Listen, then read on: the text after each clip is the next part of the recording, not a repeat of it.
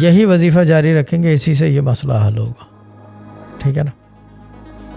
جی شاہ صاحب، بس ہم چاہ رہے ہیں کہ ان کو ایسی مطلب جیل تو بھی ہو وداؤٹ بیل، مطلب انہیں بہت ہمارے پیرنٹس نہیں ہے بلکہ اٹکا کے رکھے.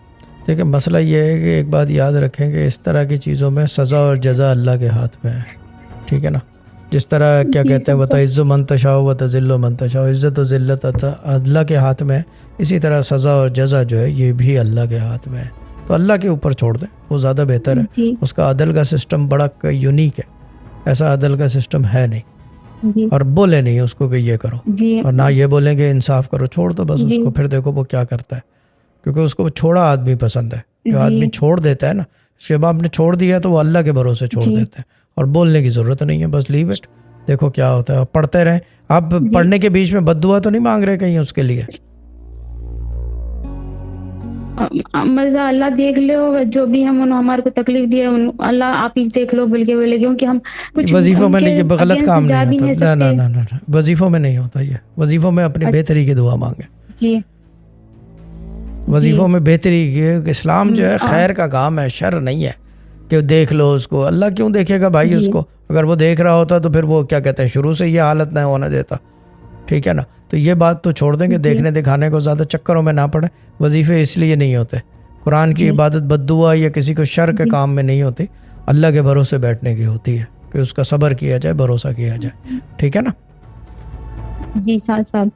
اور شاہ صاحب وہی ہم پروموشن کے لیے اپلائی کرے تھے بولیں.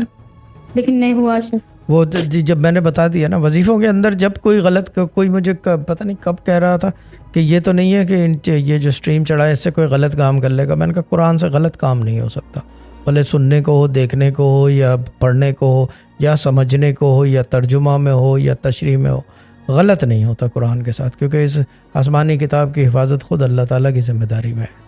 تو یہ چیز ہے، تو یہ نہ کریں.